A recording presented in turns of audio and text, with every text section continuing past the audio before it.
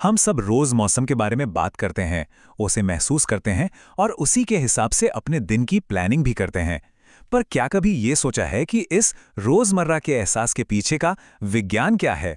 चलिए आज मौसम को समझने के इसी सफर पर निकलते हैं, हमारे एहसास से लेकर इसके विज्ञान तक।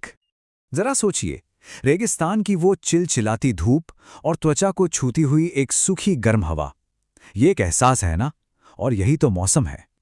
या फिर वो पल याद कीजिए जब तूफान आने से ठीक पहले हवा में एक अजीब सा भारीपन महसूस होता है, एक बेचैनी, एक इंतजार। कभी कभी मौसम बिल्कुल बदल जाता है, चारों तरफ बर्फ, जब दुनिया एकदम शांत और ठहरी हुई सी लगती है, जैसे मानो वक्त ही थम गया हो। और फिर आते हैं वो शानदार दिन जब मौसम एकदम परफेक्ट होता है, ना ज्यादा गर्मी ना ज्यादा सर्दी, बस एक सुकून वाला एहसास। तो गर्मी, तूफान, सर्दी और ये खुशनुमा मौसम, इन सब अलग अलग एहसासों में आखिर क्या है जो इन सबको जोड़ता है?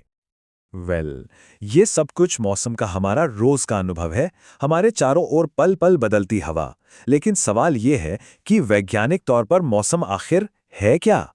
अगर इसे बिल्कुल आसान शब्दों में समझें तो किसी भी जगह पर किसी भी खास वक्त पर हवा की जो हालत होती है, बस वही मौसम है। मतलब हवा गर्म है, ठंडी है, नम है या तूफानी है। और एक मजेदार बात, मौसम की ये जो सारी हलचल है ना, ये ज्यादातर पृथ्वी की सतह से सटी हवा की पहली परत में ही होती है। इसे क्षोभ मंडल या ट्रोपोस्फियर कहते हैं। यही वो जगह है जहां हम सब रहते हैं, सांस लेते हैं।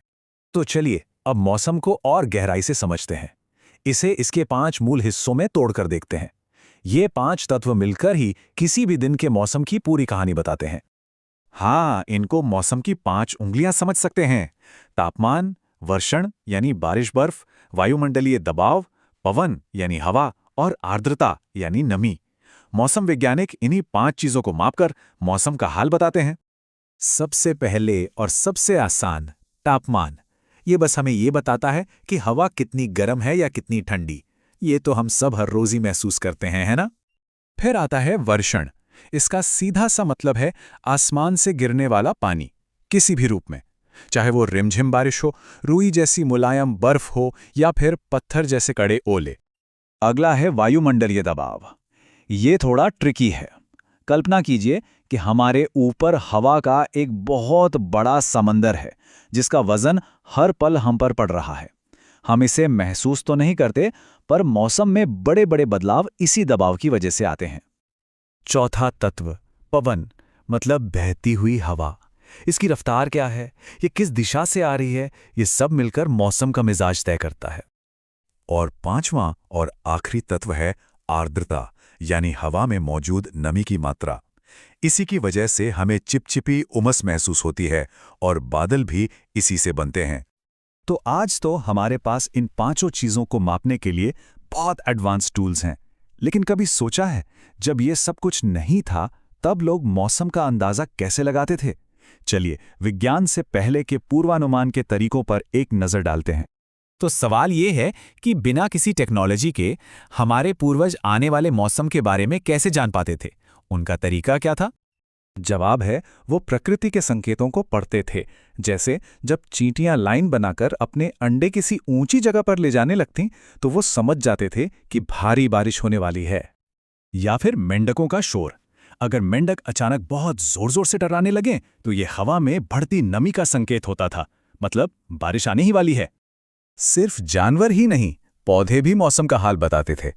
ये जो चीड़ के शंकु या पाइन कोन्स होते हैं ना, जब हवा में नमी ज्यादा होती है तो ये कसकर बंद हो जाते हैं, और जैसे ही हवा सूखती है ये खुल जाते हैं। कह सकते हैं ये कुदरत का अपना ह्यूमिडिटी मीटर है। तो प्रकृति के ये संकेत वाकई कमाल के थे, पर ये हमेशा 100% सटीक नहीं होते थे। और बस यहीं से विज्ञान की जरूरत शुरू होती है। आइए समझते हैं कि हमें डेटा पर आधारित पूर्वानुमान की जरूरत आखिर पड़ी क्यों। असल में बात यह है कि मौसम का जो एहसास होता है ना, वो हर किसी के लिए अलग होता है। एक ही तापमान को लीजिए, चेन्नई में कृष्णन के लिए जो ठंडी रात है, वही तापमान कश्मीर में आमिर के लिए एक सुहावना दिन हो सकता है। तो फिर ठंड का असली मतलब क्या है? इस पर हम सब एकमत कैसे होंगे? इसी सवाल का जवाब है मौसम विज्ञान। यानी वायुमंडल की एक सिस्टमैटिक स्टडी। ये हमारे व्यक्तिगत एहसास को नंबरों और डेटा में बदल देता है, ताकि ठंड का मतलब सबके लिए एक ही हो, चाहे वो चेन्नई में हो या कश्मीर में। और इसी वैज्ञानिक अप्रोच के कारण आज भारत मौसम विज्ञान विभाग जैसे संगठन डेटा और मॉडर्न टूल्स का इस्तेमाल करके इतने सटीक पूर्वानुमान बना पाते हैं। ये पूर्वानुमान हमारी सुरक्षा से लेकर हमारी रोज की प्लानिंग तक के लिए बहुत जरूरी हैं। तो सोचिए, हमारा सफर कहाँ से शुरू हुआ। पहले हमने प्रकृति को पढ़ना सीखा, अब हम डेटा को पढ़ते हैं। ये हमें सोचने पर मजबूर करता है कि अगला कदम क्या होगा। भविष्य में मौसम की भविष्यवाणी के लिए हम अगला क्या पढ़ना सीखेंगे।